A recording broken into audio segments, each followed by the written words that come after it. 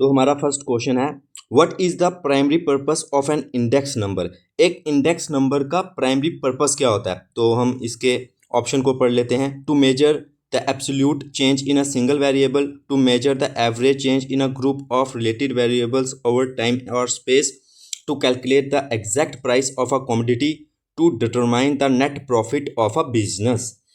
तो देखिए, जो प्राइमरी पर्पस होता है ना इंडेक्स नंबर का, वो सिंपली होता है मेजर करना average changes in a group of related variables over time और स्पेस। ठीक है ना। तो ऐसे समझो कि इसका राइट आंसर बी है। अब नंबरिंग नहीं हुई है, बट ऐसे आप समझ लो कि इसका राइट आंसर बी है कि इंडेक्स नंबर का जो प्राइमरी फंक्शन होता है वो सिंपली ये होता है। तो क्वेश्चन नंबर 2 की ओर बढ़ते हैं। According to the Spiegel, an index number is a statistical measure design to show changes in what. देखिए, इंडेक्स नंबर, ये जो स्पेगेजल है, ये सिंपली क्या है, आप फिलोसफर कह सकते हो, कुछ भी, मतलब आप सिंपली समझिए कि उसने क्या कहा है कि इंडेक्स नंबर जो होता है वो एक स्टैटिकल मेजर होता है, और वो हम डिज़ाइन करते हैं क्या चेंज करने के लिए, किस चीज़ में चेंज को शो करने के लिए हम इंडेक्स नंबर को बनाते हैं। तो सिंपली हम क्या करते हैं, ऑप्शन पढ़ लेते हैं पहले। अ single variable only, a variable or group of related variables with respect to time, geographical location or other characteristics, the total population of a country, the GDP of a nation exclusively। तो देखिए, हम index number बनाते हैं किसके लिए, variables या फिर group of related variables के शो करने के लिए, उनमें चेंजेस शो करने के लिए with respect to time, geographic location और अदर करेक्टरिस्टिक्स। ठीक है ना। तो इसका भी राइट आंसर आएगा B. Okay, so B is the right answer. तो क्वेश्चन नंबर 3 है हमारा, in index number notation what does P01, ठीक है ना, टाइपिकली रिप्रेजेंट। सिंपली सी बात है कि P01 अगर आपने पढ़ा होगा, अगर आप, मैं यही मान के चलूँ कि अभी आप विजन के लिए ये MCQ देख रहे हैं, ठीक है ना। तो P01, ठीक है ना, तो ये क्या शो करता है। देखिए, पहले तो मैं आपको थोड़ा सा बताता हूँ। P01 में ना 1 जो होता है वो करंट ईयर होता है, C से करंट, और 0 जो होता है वो बेस होता है। और इसका मतलब क्या होता है, इसका मतलब होता है changes in current year with respect to base year. ठीक है ना। खैर, तो अब ऑप्शंस की ओर पढ़ते हैं। The price of a commodity in the base year, the price of a commodity in the current year, the price index of the current year with respect to the base year. बिल्कुल, इसका right answer यही आएगा।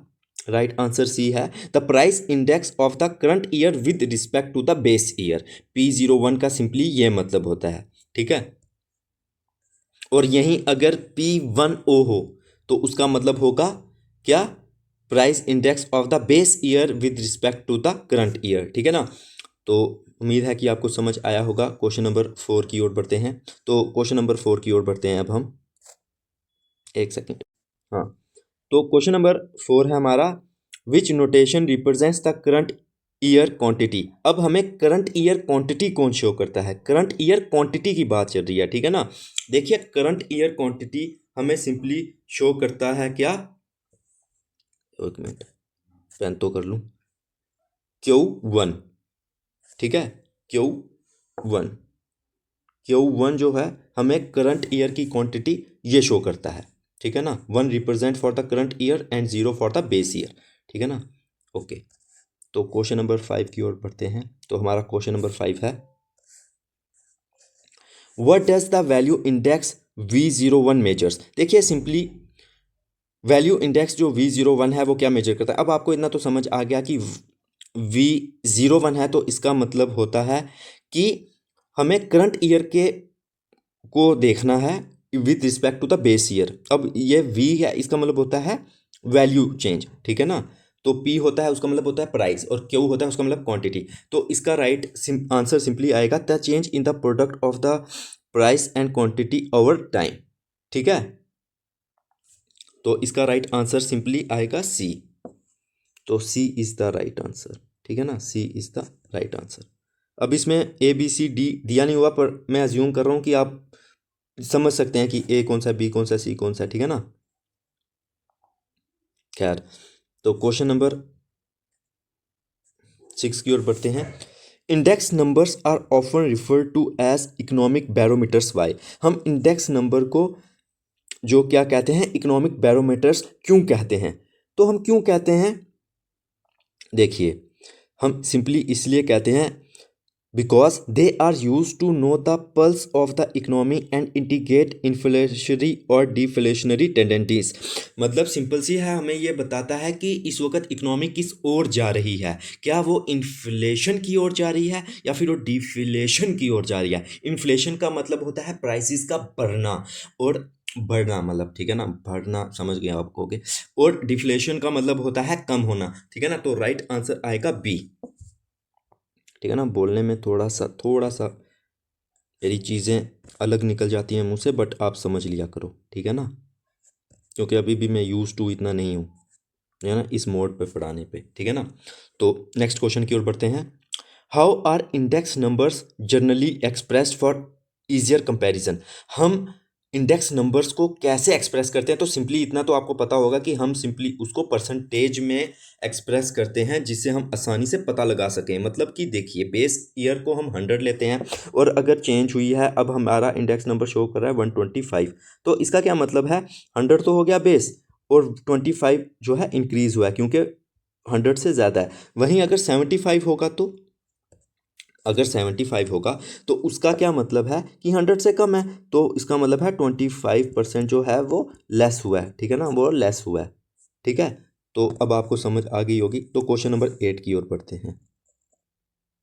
तो हमारा question number 8 कहता है हमें, which index is specifically mentioned as useful for fixing dearness allowances for employees. देखिए, जो एम्प्लॉयज़ का डेयरनेस अलाउंसेस जो होते हैं, अगर हमें वो फिक्स करना हो तो हमें कौन सा इंडेक्स नंबर काम में आता है, किसका हम यूज़ लेते हैं? तो हम सिंपली कंज्यूमर प्राइस इंडेक्स का, यानी कि सीपीआई का यूज़ लेते हैं। तो ये आपको याद रखना है, ठीक है ना, ये आपको बिल्कुल याद रखना है, क्योंकि ये बहुत इंपॉर्टेंट क्वेश्चन है। तो क्वेश्चन नंबर 9 है, what does deflating a monetary unit mean in the context of index numbers.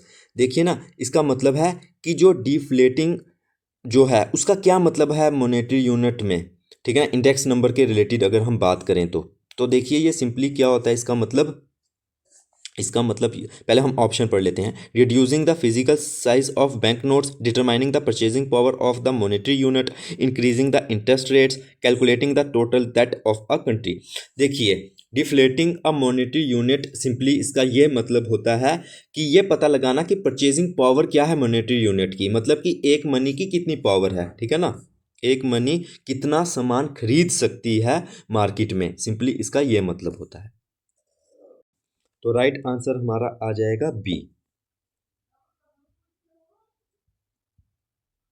ठीक है। तो okay, why are index numbers considered a special type of average. हम इंडेक्स नंबर्स को स्पेशल टाइप ऑफ एवरेज क्यों कहते हैं? देखिए, हम उनको simply special type of average इसलिए कहते हैं because they can be measured in different units.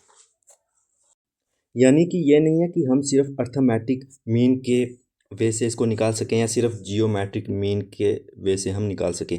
मतलब ये जो होते हैं, ये एवरेज कर सकते हैं वेरिएबल्स को डिफरेंट यूनिट्स में भी, यानी कि हिट्रोजीनियस अगर डाटा हो, ज़रूरी नहीं है कि होमोजीनियस ही होना चाहिए, हिट्रोजीनियस डाटा को भी कर सकते हैं। तो उस हिसाब से राइट आंसर आएगा बी, ठीक है ना। तो राइट आंसर आएगा बी। तो क्वेश्चन नंबर 11 की ओर बढ़ते हैं। तो हमारा क्वेश्चन नंबर 11 है, a quantity index number measures the changes in what. देखिए, क्वांटिटी इंडेक्स नंबर है, बात सिंपली क्वांटिटी की आ रही है। तो क्वांटिटी इंडेक्स नंबर जो है वो क्या मेजर करेगा, किस चीज़ को, चेंज को वो मेजर करेगा? तो वो सिंपली जो है the volume of good produce, purchase और कंज्यूम्ड, इन्हीं को ही क्या करेगा, इनके बीच में जो चेंजेस आएगी उसी को मेजर करेगा, ठीक है ना, कि कितना वॉल्यूम ऑफ गुड्स जो हैं वो प्रोड्यूस हुए हैं, परचेज हुए हैं या कंज्यूम्ड हुए हैं। तो इसका राइट आंसर आएगा बी, ठीक है ना, इसका राइट आंसर आएगा बी। ओके, तो क्वेश्चन नंबर 12 है, which of the following is not a point of precaution mentioned for constructing index number. तो इनमें से क्या जो है हमें उसका ध्यान नहीं रखना पड़ता कि जब हम एक इंडेक्स नंबर को कंस्ट्रक्ट कर रहे हो। Purpose, determination, selection of the base period, selection of the colour of the commodity, selection of appropriate weights. देखिए, हमें उसका पर्पस पता होना चाहिए कि हम निकाल क्यों रहे हैं इंडेक्स नंबर, किस चीज़ के लिए निकाल रहे हैं, उससे हमें एंड रिजल्ट क्या मिलने वाला है, हमारी कौन सी एंड नीड को हम सेटिस्फाई करना चाहते हैं। हमें बेस पीरियड का भी पता होना चाहिए, उसको हमें सिलेक्ट करना पड़ता है कि वो अब नॉर्मल ईयर ना हो, एक जहाँ पर इकोनॉमिक फ्लक्चुएशंस बहुत ज़्यादा हुई हो वैसा ईयर नहीं होना चाहिए। और हमें अप्रोप्रिएट वेट्स को भी सिलेक्ट करना पड़ता है। लेकिन कलर ऑफ द कमोडिटीज़ ये कोई प्रिकॉशन नहीं हमें रखना पड़ता कि हमें बस भाई ग्रीन वाले ही हमें लेने हैं, रेड वाले नहीं लेने, तो ये कुछ ऐसा कुछ भी नहीं होता। तो राइट आंसर आएगा सी। ठीक है, तो राइट आंसर आएगा सी।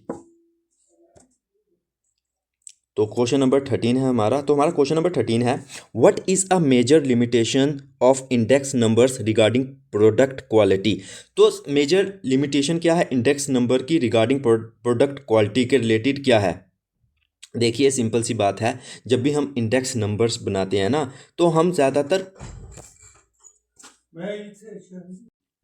तो हमें क्वांटिटी ऑफ द प्रोडक्ट के ऊपर ही ध्यान दिया जाता है, क्वालिटी ऑफ द प्रोडक्ट के ऊपर ध्यान नहीं दिया जाता। ठीक है ना, तो सिंपल इसकी सबसे बड़ी मेजर लिमिटेशन जो है ये है कि they generally ignore the quality of products. वो क्वालिटी ऑफ द प्रोडक्ट को इग्नोर करते हैं। ठीक है ना, तो राइट आंसर आएगा बी। कितना गंदा लिखा है, एक सेकेंड, तो आएगा बी। अभी भी गंदा ही है, लेकिन चलो समझ गए होंगे आप। खैर, क्वेश्चन नंबर 14 है हमारा, can an index number constructed for one specific purpose B accurately use for another purpose. क्या अगर हमने किसी एक पर्पस को सेटिस्फाई करने के लिए इंडेक्स नंबर को कंस्ट्रक्ट किया, ठीक है ना, क्या वो दूसरे किसी पर्पस को भी उसी एक्यूरेसी के साथ जो है वो मीटअप कर पाएगा या सेटिस्फाई कर पाएगा। तो बिल्कुल भी नहीं। देखिए, जब हम एक इंडेक्स नंबर को कंस्ट्रक्ट करते हैं किसी एक स्पेसिफिक पर्पस के लिए, वो दूसरे को सेटिस्फाई नहीं कर पाता। तो इसका राइट आंसर आएगा no, an index number constructed for one purpose can not be use for another. तो राइट आंसर आएगा बी।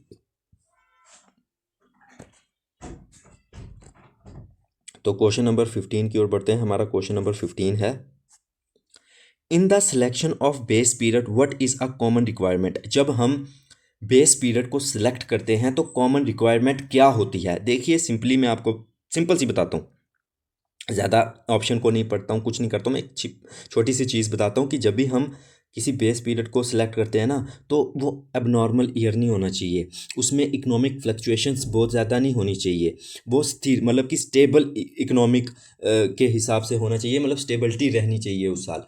तो सिंपली उसको हम बेस पीरियड जो है सिलेक्ट कर सकते हैं। तो सिंपली इसका आंसर आएगा, it should be a normal year without extreme fluctuations. ठीक है ना, तो राइट आंसर आएगा बी। तो क्वेश्चन नंबर 16 की ओर पढ़ते हैं कि हमारा क्वेश्चन नंबर 16 है, हमारा क्वेश्चन नंबर 16 है, what is the formula for the simple aggregative method. Simple aggregative method के लिए क्या फार्मूला आता है। देखिए, सिंपल एग्रीगेटिव के लिए बहुत सिंपल सा फार्मूला होता है, और वो क्या फार्मूला है, वो सिंपली है P1 divided by P0 into 100। तो जहाँ पर P1 का क्या मतलब हो गया, करंट ईयर, और जो P0 का मतलब है बेस ईयर। तो राइट आंसर आएगा बी। ठीक है ना, B is the right answer. यही है ना, P1 डिवाइड बाई P0। ठीक है, सिंपल एग्रीगेटिव का ये मेथड होता है। तो क्वेश्चन नंबर 17 है, What is the main limitation of the simple aggregative method? Simple aggregative method की main limitation क्या है? It is too difficult to calculate. It does not take into account the relative importance of commodities. It uses geometric mean. It only applies to quantities. देखिए simple aggregative जो mean होता है ना, वो जो relative importance of weight है ना उसको नहीं लेता, मतलब कि वो वेट्स को कंसीडर नहीं करते, ठीक है ना। उसमें हम वेट नहीं लेते, हर किसी को इक्वल इंपॉर्टेंस देते हैं। वेट का मतलब हो गया कि हम उसको हर किसी जो प्रोडक्ट है, हर किसी प्रोडक्ट को इक्वल इंपॉर्टेंस देते हैं, हर किसी को इक्वल इंपॉर्टेंस देते हैं। तो यही इसकी मेन ड्रॉबैक भी है, ठीक है ना। तो इसका राइट आंसर आएगा B, it does not take into account the relative importance of commodities, ठीक है। तो क्वेश्चन नंबर 18 की ओर बढ़ते हैं कि हमारा क्वेश्चन नंबर 18 क्या है।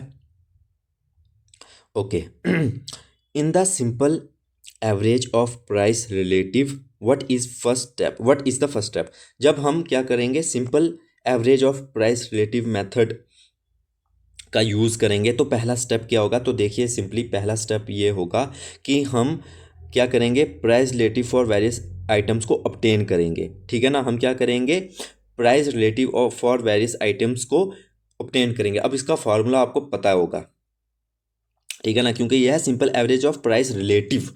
एक होता है सिंपल एवरेज जो जहाँ पर ऊपर हमने देखा था, ठीक है ना, जिसमें था कि summation of P1 divided by summation of P0 into 100, वो नहीं। इसमें जो होता है प्राइस रिलेटिव जो अलग अलग आइटम्स है उनका लेना पड़ता है पहले, ठीक है ना। तो राइट आंसर आएगा बी, और इसका फार्मूला क्या होता है, आर यानी कि relative is equal to P1 divided by P0 into 100, ठीक है।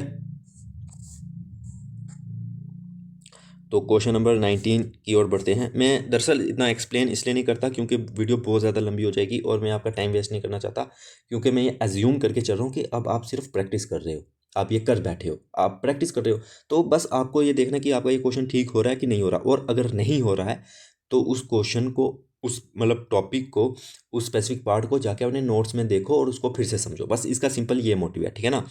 तो इसलिए मैं ज़्यादा एक्सप्लेन नहीं करता हूँ, जल्दी जल्दी को मैं आंसर बताता हूँ कि ज़्यादा वीडियो लंबी ना हो। ओके, तो क्वेश्चन नंबर 19 की ओर बढ़ते हैं। Which averages can be use to calculate the simple average of price relative. तो कौन सी एवरेजेस का हम यूज़ कर सकते हैं कैलकुलेट करने के लिए simple average of price relative को। तो हम अर्थमेटिक मीन और जियोमेट्रिक मीन दोनों का इस्तेमाल कर सकते हैं, ठीक है ना। तो हम क्या, अर्थमेटिक मीन और जियोमेट्रिक मीन दोनों का इस्तेमाल कर सकते हैं, ठीक है ना, यानी कि एम और जीएम दोनों का इस्तेमाल कर सकते हैं। तो राइट है सी आंसर। ओके, तो क्वेश्चन नंबर 20 की ओर बढ़ते हैं। तो क्वेश्चन नंबर 20 है हमारा, what is an advantage of the price relative method. Price relative method की एडवांटेज क्या है। तो देखिए सिंपली मैं आपको आंसर बताता हूँ, पहले ऑप्शन चलो पढ़ लेता हूँ आपकी खुशी के लिए। It is influenced heavily by extreme prices, बिल्कुल नहीं, ये नहीं होता। Price relatives are pure number and are not influenced by units of measurement, बिल्कुल। देखिए क्या होता है प्राइस रिलेटिव मेथड में, ये प्राइस रिलेटिव जो होते हैं ना वो प्योर नंबर्स होते हैं और वो इन्फ्लुएंस नहीं होते यूनिट ऑफ मेजरमेंट से, कि आप किस वे में मेजर कर रहे हो उसका इस पर फर्क नहीं पड़ता, ठीक है ना। तो राइट आंसर आएगा बी। तो क्वेश्चन नंबर 21 की ओर बढ़ते हैं। तो क्वेश्चन नंबर 21 है, ट्रू और फॉल्स, या तो ट्रू है या तो फॉल्स है। आप देखते हैं, पहले स्टेटमेंट पढ़ते हैं उसके बाद देखते हैं। In the simple average of price relative, simple average of price relative बात हो रही है, simple average of price relative की, every commodity is assigned equal importance. तो क्या जो simple average of price relative में हर एक कमोडिटी को इक्वल इंपॉर्टेंस दी जाती है, यानी कि ये सिंपल एवरेज की बात हो रही है, अनवेटेड की बात हो रही है, वेटेड की बात नहीं हो रही है। तो अनवेटेड में बिल्कुल हम हर एक कमोडिटी को इक्वल इंपॉर्टेंस देते हैं। तो राइट आंसर आएगा ट्रू, ठीक है ना, ट्रू। ओके, तो क्वेश्चन नंबर 22 की ओर बढ़ते हैं। तो क्वेश्चन नंबर 22 है, what is a disadvantage of using the geometric mean in index number. देखिए जियोमेट्रिक मीन को यूज़ करने की डिसएडवांटेज सिंपल ये है कि ये बहुत ज़्यादा डिफिकल्ट होता है कैलकुलेट करने के लिए, ठीक है ना। तो हम आसानी से ना इसको कैलकुलेट नहीं कर सकते। वहीं अगर हम जैसे सिंपल एग्रीगेट जब करते हैं तो वो बहुत सिंपल सा एक फार्मूला होता है, बस उसमें हमें वैल्यूज पुट करनी होती है। बट जियोमेट्रिक मीन में ऐसा नहीं होता, तो ये बहुत ज़्यादा डिफिकल्ट होता है कैलकुलेट करने के लिए। तो इसका राइट आंसर आएगा B, it is difficult to calculate. Okay, तो इसके लिए निकालने के लिए कोई एक्सपर्ट ही निकाल सकता है, ठीक है ना। तो क्वेश्चन नंबर 23 है, why are the weights assign to items in a weighted index number. तो हम वेट्स क्यों असाइन करते हैं? देखिए, हम सिंपली वेट्स इसलिए असाइन कर सकते हैं ताकि हर एक कॉमोडिटी की हम इंपॉर्टेंस बता सके कि इसकी कितनी इकोनॉमिक इंपॉर्टेंस है, ठीक है ना। अब गोल्ड है और एक तरफ कॉपर है, अब दोनों की इक्वल इंपॉर्टेंस है इकोनॉमी में?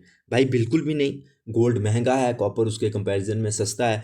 तो उसी चीज़ को, ठीक है ना, to bring out the economic importance of each item, ठीक है ना, तो हर एक आइटम की इकोनॉमिक्स इंपॉर्टेंस को बताने के लिए हम वेटेड असाइन करते हैं। ओके, तो राइट आंसर आएगा बी। तो क्वेश्चन नंबर 24 है हमारा। क्वेश्चन नंबर 24 सिंपली ये है, वाई वाई नहीं है, वाट है, sorry, my bad, my bad नहीं, मतलब सॉरी, गलती होगी, खैर है। What is commonly used as weights in weighted index numbers. तो हम वेटेड इंडेक्स नंबर्स में कॉमनली वेट्स किसको रखते हैं, किसको चूज करते हैं या फिर यूज करते हैं, ठीक है ना। तो देखिए, प्राइस रिलेटिव नहीं, क्वांटिटी कंज्यूम्ड, प्रोड्यूस और सोल्ड, ठीक है ना, यहाँ पर बात क्वांटिटी की आ रही है, ठीक है ना। तो क्वांटिटीज जिनको हम कंज्यूम करते हैं, प्रोड्यूस करते हैं, सोल्ड करते हैं, उन्हीं को हम यूज करते हैं as a weight in weighted index number, ताकि उनकी इकोनॉमिक वैल्यू को हम स्पेसिफिकली बता सकें, ठीक है ना। तो राइट आंसर अगेन बी है। तो क्वेश्चन नंबर 25 है। तो हमारा क्वेश्चन नंबर 25 है, which method uses base year quantities as weights. तो कौन से मैथड में हम जो हैं बेस ईयर क्वांटिटीज को यूज करते हैं एज अ वेट। तो देखिए, याद रखिए कि जो लेस्पियर मेथड होता है ना, उसमें हम बेस ईयर क्वांटिटी को यूज करते हैं एज अ वेट, और जो पास्चे होता है, ठीक है ना, पास्चे, उसमें हम करंट ईयर को करते हैं। तो इसमें आएगा लेस्पियर मेथड। लेस्पियर मेथड में हम क्या करते हैं, बेस ईयर क्वांटिटी को वेट की तरह हम यूज करते हैं। ओके, अब सिंपल सा क्वेश्चन आगे ये आ गया है। सिंपल सा क्वेश्चन क्या आया है कि state the formula for Laspeyres price index. तो लेस्पियर प्राइस इंडेक्स का फार्मूला क्या होता है? तो देखो, हमें क्या बेस चूज करते हैं, बेस चूज करते हैं, तो यहाँ पर राइट आंसर आएगा बी। बी राइट आंसर आएगा। अब फार्मूले को अच्छी से देख लो, रट लो, बिल्कुल आसान, ठीक है ना। क्या summation of P1 summation divided by summation of P0, और साथ में क्वांटिटी बेस लेनी है, ठीक है ना। तो क्वांटिटी, जैसे कि इधर मैं बताता हूँ, जैसे P1 डिवाइडेड बाय P0, ये तो आप हर किसी में लेते हो ना, मतलब सिंपल एग्रीगेट में भी। अब हम सिंपल क्या करें, लेस ईयर है तो बेस ईयर को क्वांटिटी एज अ वेट लेंगे, तो यहाँ पर भी P0 आ जाएगा और यहाँ पर भी P0 आ जाएगा। तो सिंपली ये है इसका राइट आंसर, ठीक है। तो राइट आंसर है बी। पढ़ लो अगर आपको नहीं पता था, लेकिन मैं ज्यूम करके चलता हूँ कि आप पढ़ चुके हो, आपको पता है, यू आर जस्ट प्रैक्टिसिंग, ठीक है ना। तो आगे बढ़ते हैं क्वेश्चन नंबर 27 की ओर। Which method uses current year quantities as weights. और कौन से मेथड में हम करंट ईयर क्वांटिटीज यूज करते हैं एज अ वेट? तो मैंने पहले ही बताया, पास्चेस मेथड, ठीक है ना। तो राइट आंसर आ गया बी। ओके, तो क्वेश्चन नंबर 28 है। अब उसका सिंपली फॉर्मूला पूछा गया है कि state the formula for Paasche's price index. तो पास्चे का प्राइस इंडेक्स का फार्मूला क्या? देखिए, वहां पर हमने क्या यूज किया था, बेस ईयर को, यहाँ हम करंट ईयर को करेंगे, तो इसका भी राइट आंसर बी आएगा। क्या है? Simple, summation of P1 divided by summation of P0, और आगे हमें करंट ईयर लेना है, जैसे Q1 और Q1, ठीक है ना। इसका मतलब होता है 1 का मतलब होता है करंट, और 0 का मतलब होता है बेस ईयर। अभी तक ये आपको पता लग गया होगा, ठीक है ना। तो मैं बहुत आसान वे में आपको बताने की कोशिश कर रहा हूँ कि टेक्निकल वर्ड में यूज़ ना करूँ, अगर अभी तक आपको पता नहीं भी था तो वो पता चल जाए। ओके, तो क्वेश्चन नंबर 29 है, why is Paasche's method use less frequently than Laspeyres. इस सिंपली पूछा जा रहा है कि पास्चे मेथड का हम यूज़ कम क्यों करते हैं एज कंपेयर टू लेस्पियर। तो देखिए, क्योंकि इसमें जो पास्चे मेथड होता है, इसमें ना करंट ईयर की क्वांटिटीज़ चाहिए होती हैं, जो कि बहुत ज़्यादा डिफ़िकल्ट होता है निकालना, और बहुत ज़्यादा एक्सपेंसिव भी होता है, ठीक है ना। तो सिंपली इसका राइट आंसर आएगा बी। तो राइट आंसर आएगा बी, ठीक है। तो क्वेश्चन नंबर 30 की ओर पढ़ते हैं। क्वेश्चन नंबर 30 है हमारा। तो क्वेश्चन नंबर 30 है, Fisher's ideal index is defined as a geometric mean of which two indices. तो देखिए, सिंपली जो फिशर्स आइडल इंडेक्स नंबर है वो डिफाइन किया जाता है जियोमेट्रिक मीन ऑफ कौन से दो इंडाइसिस का, तो सिंपली लेस्पियर और पास्चे। क्या किया जाता है, लेस्पियर और पास्चे का। आगे इसके नेक्स्ट क्वेश्चन में फार्मूला भी है तो वहाँ पर हम देख लेंगे। तो फिलहाल अभी आप लिखिए कि लेस्पियर और पास्चे इसका राइट आंसर है। ओके, तो क्वेश्चन नंबर 31 की ओर बढ़ते हैं। तो हमारा क्वेश्चन नंबर 31 क्या है, हमारा क्वेश्चन नंबर 31 सिंपली ये है। Okay, what is the formula for Fisher ideal index. तो फिशर का आइडल इंडेक्स का फार्मूला क्या है, तो जैसे मैंने पहले बताया जियोमेट्रिक मीन किसका होता है, लेस्पियर और पास्चे का, ठीक है ना। तो इसका राइट आंसर है बी। तो फार्मूला पढ़ लो, क्या होता है ये, simply under root of Laspeyres divided by Paasche, ठीक है ना। तो अब ये आपको पता चल गया होगा कि P01 या लेस्पियर का और पास्चे का क्या है, पता नहीं, मैं आवाज़ क्यों अटक रही है, एक सेकेंड। ओके, ठीक है। तो अब इसमें क्या, जैसे लेस्पियर का क्या फार्मूला है, तो लेस्पियर का हमें पता है कि भाई P1 डिवाइडेड बाई P0 होता है, साथ में हम बेस ईयर लेते हैं। तो Q0 तो Q0 इसका मतलब हम सिंपली, ये 0 है, ठीक है, समझ जाना, ये 0 है उधर।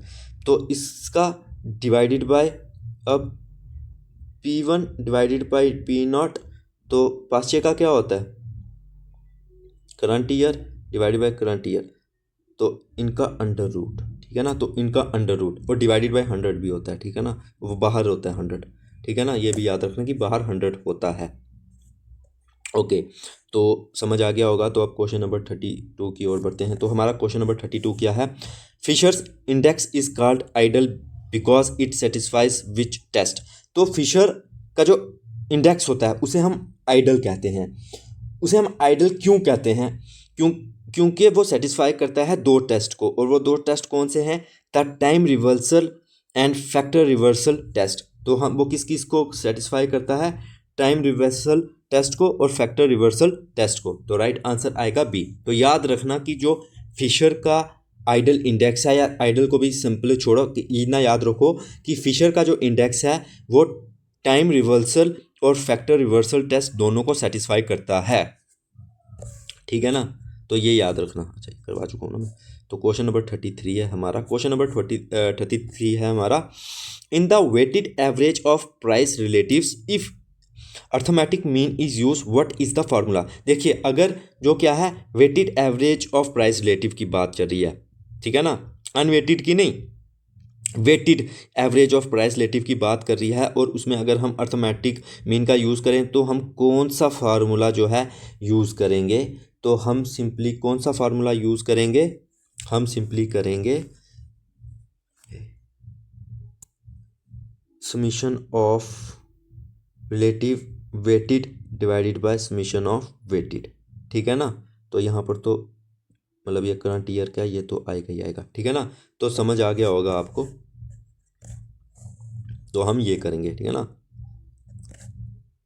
तो in the context of weighted relatives what does weight usually equal. तो सिंपली जब हम वेटेड रिलेटिव्स की बात करते हैं, ठीक है ना, वेटेड रिलेटिव्स की हम जब बात करते हैं तो वेट किसके इक्वल होता है, तो हमें ये सिंपली बताना है कि वेट किसके इक्वल है। तो भाई वेट सिंपली इक्वल है इसके, यानी कि base year price into base year quantity. तो राइट आंसर आएगा बी, ठीक है। ओके, अब थोड़े से ये न्यूमेरिकल टाइप क्वेश्चन आ गए हैं, हालांकि ये बिल्कुल बेसिक और सिंपल हैं जो कि आपको पढ़ते साथ आ जाएंगे, ठीक है ना। तो सोचा कि ये भी प्रैक्टिस करवा दूं, तो खैर करते हैं अब। ओके, तो हम क्वेश्चन नंबर 35 की ओर बढ़ते हैं।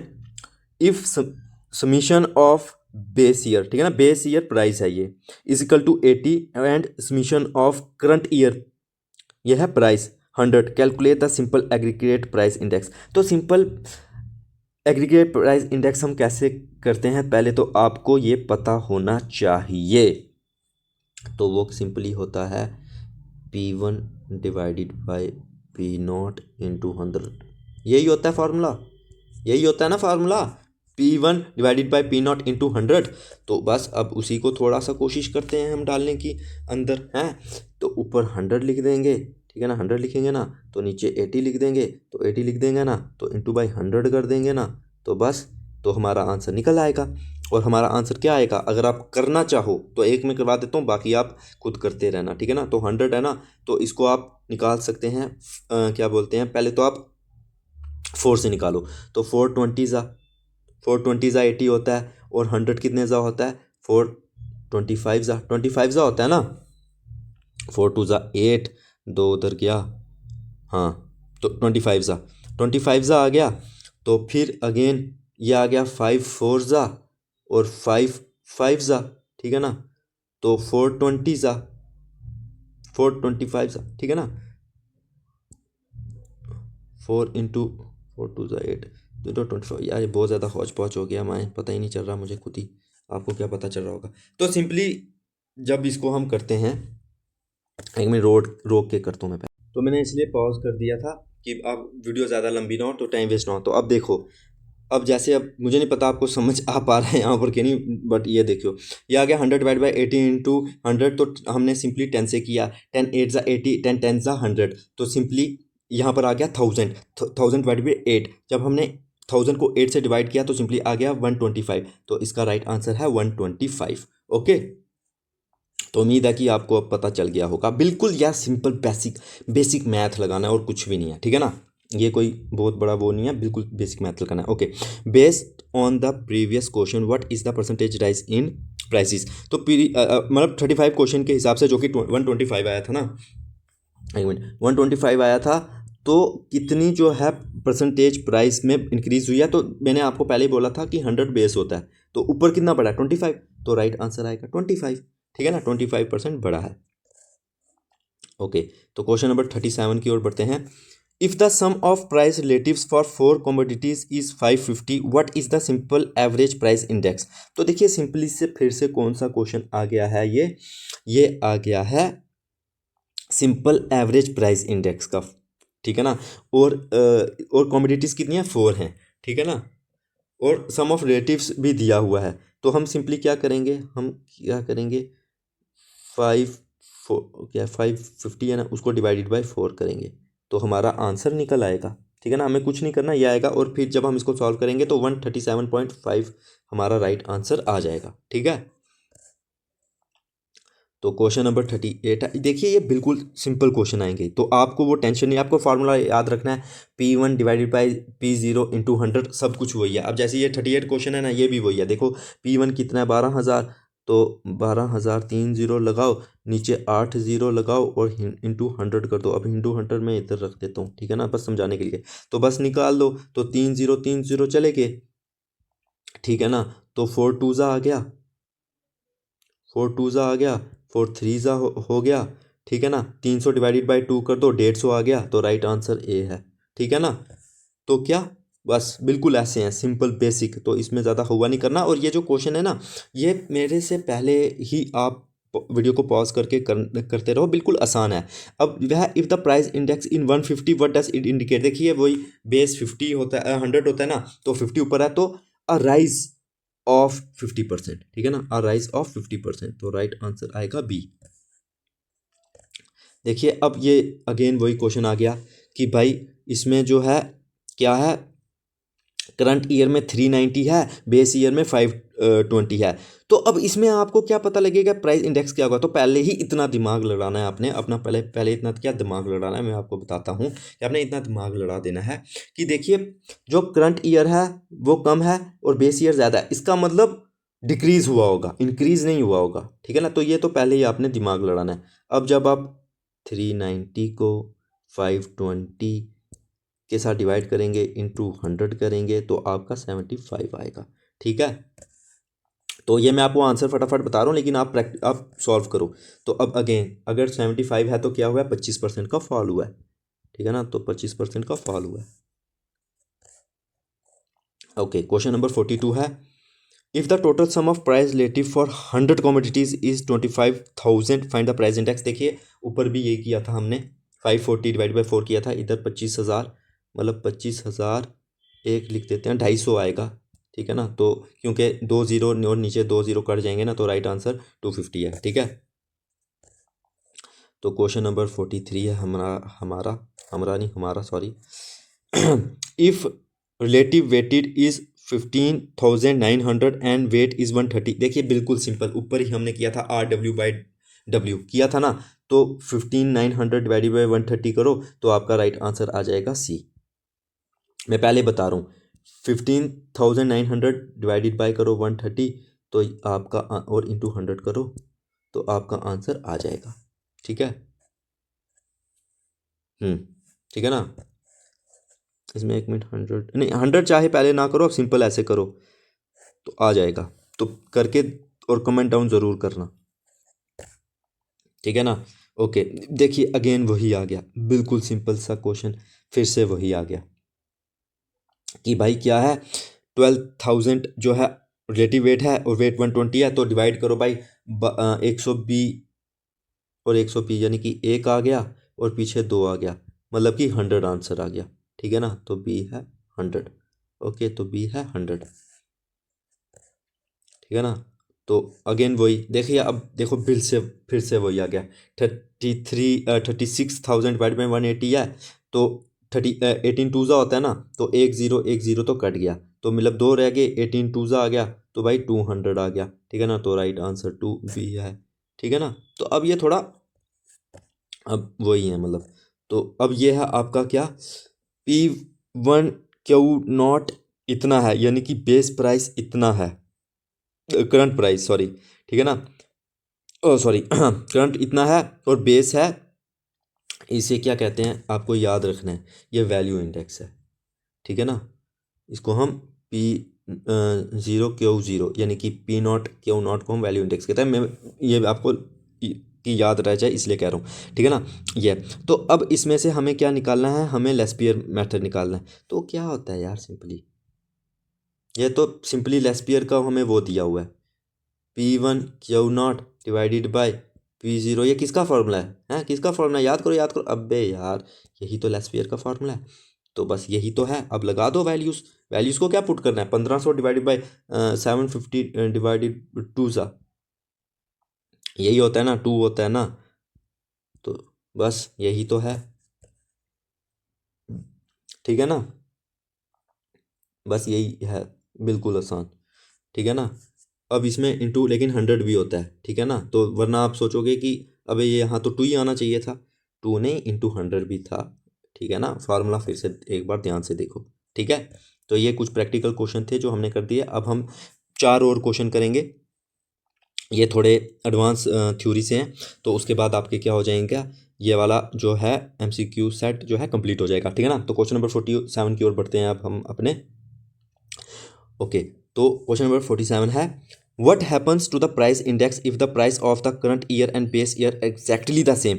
अगर अगर जो है प्राइस ऑफ करंट ईयर जो है और जो बेस ईयर का प्राइस है वो एग्जैक्टली सेम है, तो क्या होगा, तो वो 100 आएगा, तो वो क्या आएगा, 100 आएगा। ठीक है ना, अब ये कैसे आएगा, अब देखो कोई भी वैल्यू रैंडम अपने दिमाग में लो, उनका वैल्यू सेम करो तो वो सिंपली आएगा। जैसे कि मैं कह रहा हूँ करंट ईयर जो है उसका प्राइस 1000 है, बेस का भी 1000 है, तो इंटू 100 भी तो है, तो ये तो 1 आ गया, तो 1 इंटू 100% आ गया ना, तो सेम आ गया ना, तो बस ये था। ओके, तो क्वेश्चन नंबर 48 है, एक सेकेंड। ओके, तो क्वेश्चन नंबर 48 है, which notation is use for base year quantity. अब बेस ईयर क्वांटिटी है तो क्यू नॉट, क्वांटिटी है और बेस ईयर है तो क्यू नॉट। ठीक है ना, बिल्कुल कर लिया, बढ़े आगे, चलो जी, कॉन्फिडेंस रखो यार, टेंशन नहीं लेनी। ओके, तो क्वेश्चन नंबर हमारा 49 है, द फार्मूला आर यानी कि relative is equal to current year divided by current prices divided by base prices into 100, calculate what's. तो ये क्या करता है भाई, ये सिंपली प्राइस रिलेटिव को कैलकुलेट करता है, ये सिंपली किसको करता है, प्राइस रिलेटिव को कैलकुलेट करता है। ओके, तो क्वेश्चन नंबर हमारा 50 है, what is a normal year in index number construction. तो एक इंडेक्स नंबर में नॉर्मल ईयर क्या होता है, देखिए सिंपल सी बात है। नॉर्मल ईयर वो होता है जिसमें ज़्यादा इकोनॉमिक अबनॉर्मलिटीज़ ना हो। तो इसका राइट आंसर आप कमेंट डाउन करोगे कि इसका राइट आंसर क्या होगा। आप छोटा सा वक्त दिया, ये तो आप कर ही लोगे। तो दोस्तों, ये थे हमारे 50 MCQs। मुझे उम्मीद है कि आपको अच्छे लगे होंगे। तो आज की वीडियो में बस इतना ही। बाय।